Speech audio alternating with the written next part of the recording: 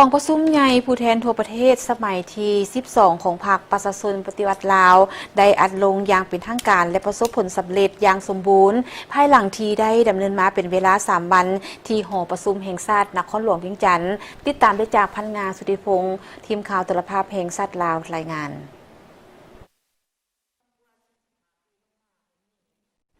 ทัพประสมในกระลบกองประชุมใหญ่ผู้แทนทั่วประเทศครั้งที่12ของพรรคประชาชนปฏิวัติลาวได้ปิดลงอย่างเป็นทางการและประสบผลสำเร็จอย่างสมบูรณ์ภายหลังที่ดำเนินมาเป็นเวลา3วันที่หอประชุมแห่งชาตินครหลวงเวียงจันทน์ตลอดระยะของการดำเนินกองประชุมนี้บรรดาผู้แทนได้ร่วมกันพิจารณาและรับร้องเอาเอกสารที่สำคัญของพรรคเกี่ยวกับการสรุปผลของการนำพาในสมัยที่ผ่านมาและกำหนดทิศทางแผนการพัฒนาประเทศชาติก็คือโครงการเมืองของพรรคซึ่งเป็นพื้นฐานที่สำคัญสำหรับการนำพาประเทศชาติให้ก้าวหน้าไปอย่างมั่นคงและยืนยง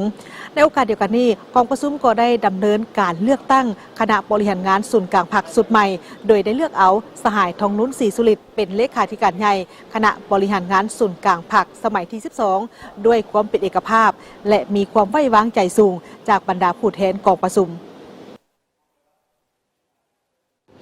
กองประชุมใหญ่ผู้แทนทั่วประเทศครั้งที่12ของพรรคประชาชนปฏิวัติลาวได้ดำเนินอย่างเป็นทางการแต่วันที่6ถึงวันที่8มังกร2026นี้ที่นครหลวงเวียงจันทน์ภายใต้ขบวนยกสูงบทบาทการนำพาที่เข้มแข็งของพรรค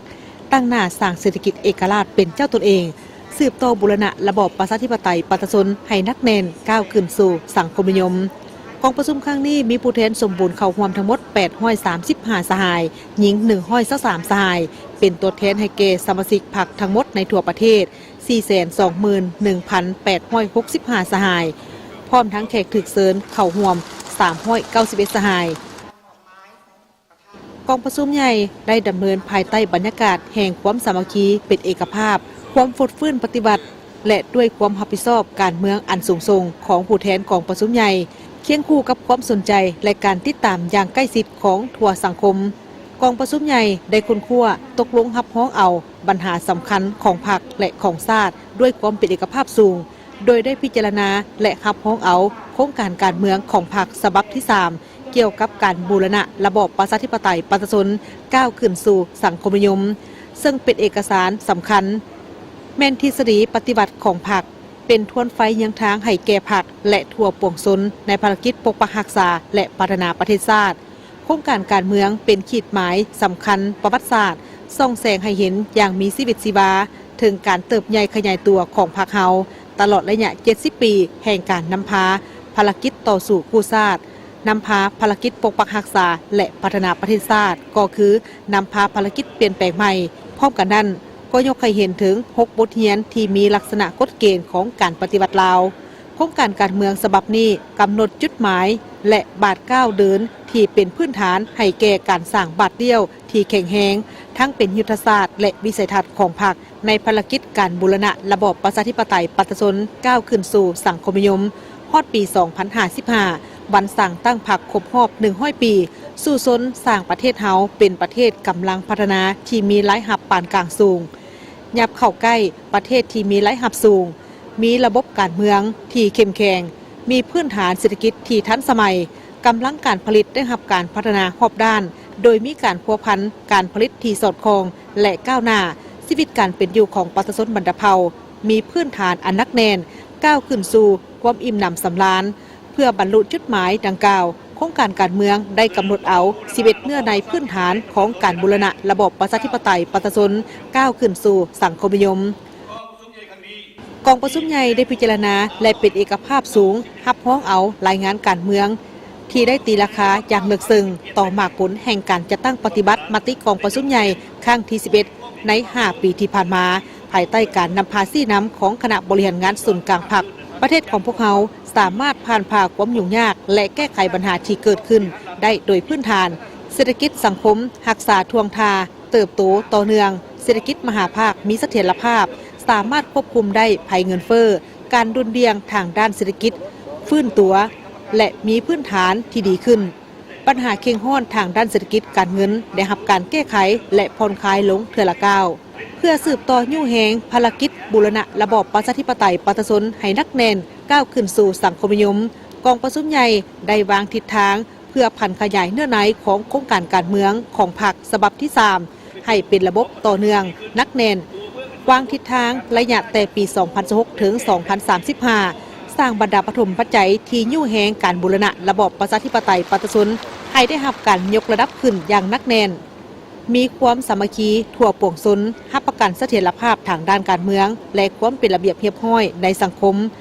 อำนาจอธิปไตยแห่งชาติได้รับการปกปักรักษาไว้ได้อย่างมั่นคงพัฒนาเศรษฐกิจสังคมตามทิศสีเขียวและยืนยงเศรษฐกิจมหาภาคมีเสถียรภาพซุ่มใส่สร้างเศรษฐกิจเอกราชเป็นเจ้าตนเองให้เข้มแข็งประเทศชาติหลุดพ้นออกจากสถานภาพประเทศด้อยพัฒนารับประกันความมั่นคง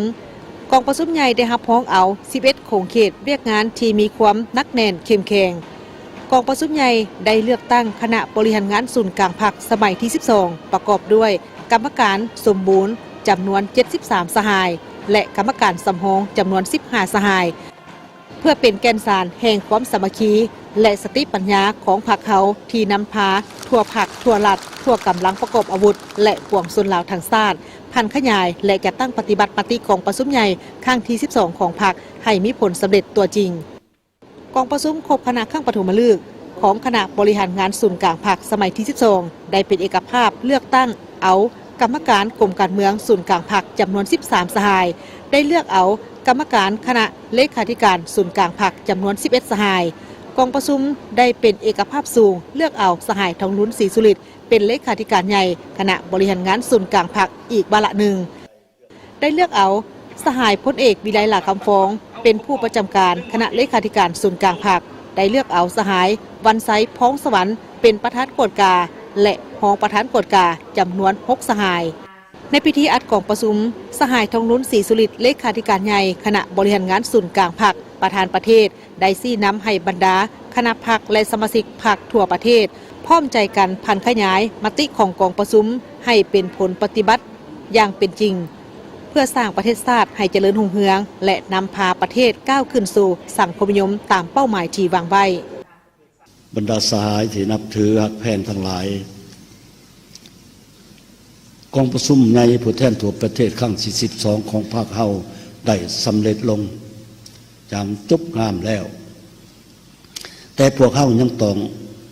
มีความรับผิดชอบสูงและเอาจริงเอาจังต่อการจัดตั้งพันขยายแนวทางแผนนโยบายที่กองประชุมในครั้งนี้วางออกให้ปรากฏผลเป็นจริงพรรคเฮามีเส้นทางก้าวเดินที่ยาวไกลอุดมการณ์และจุดหมายสังคมนิยมบ่อาจจะเกิดเป็นจริงใดด้วยตัวมันเองถ้าบ่มีสมาชิกพรรคที่ปลอดใสเข้มแข็งนักแน่นเป็นหลักแหล่งเป็นผู้นำพาฉะนั้นขอเรียกร้องมายังทั่วพรรคโดยเฉพาะบรรดาสหายกรรมการศูนย์กลางพรรคสมัยที่ 12 ที่ได้รับความไว้วางใจจากกองประชุมใหญ่ครั้งนี้จงเสิร์ชสู่มานาจิตปฏิวัติความรับผิดชอบการเมืองยกสูงความเป็นแบบอย่างน้ำหนาฝึกฝนหล่อหลอมตนเองหอบด้านปรับปรุงแบบแผนการนำพาแบบแผนวิธีเฮ็ดเวียกให้ถูกต้องสอดคล้องและแทบกับตัวจริงเพื่อนำพาการจัดตั้งปฏิบัติแนวทางแผนนโยบายที่กองประชุมใหญ่ครั้งนี้วางออกให้มีผลสำเร็จคณะพรรคแต่ละขันจงพร้อมกันเสริมขยายความเป็นเจ้าในการพันขยายแนวทางแผนนโยบายที่กองประชุมใหญ่ครั้งนี้วางออกอย่างประดิษฐ์สางและบุกระดมมหาชนยู่แห้งขบวนการแข่งขันรักษาและพัฒนาให้กว้างขวางลึกซึ้งและต่อเนื่องเพื่อเล็งใส่สร้างการแข่งขันและการสร้างกำลังแห้งให้แก่การพัฒนาประเทศชาติในสุมปีต่อหน้าสหายเลขาธิการใหญ่ยังได้เรียกร้องมายังคณะพรรคทุกขั้นสมาชิกพรรคพนักงานนักรบปฏิชนลาวบรรดาเผ่าบรรดาสั้นคนและพี่น้องเสื้อชาติลาวผู้ฮักชาติที่ดำรงชีวิตและทำมาหากินอยู่ต่างประเทศจงเสิร์ชสู่น้ำใจฮักชาติเสริมขยายมานาจิตปฏิบัติบากบั่นสูมใส่การปฏิบัติหน้าที่และทำมาหากินสร้างสาบูรณะระบอบประชาธิปไตยปฏิชนก้าวขึ้นสู่สังคมนิยมอย่างนักแน่น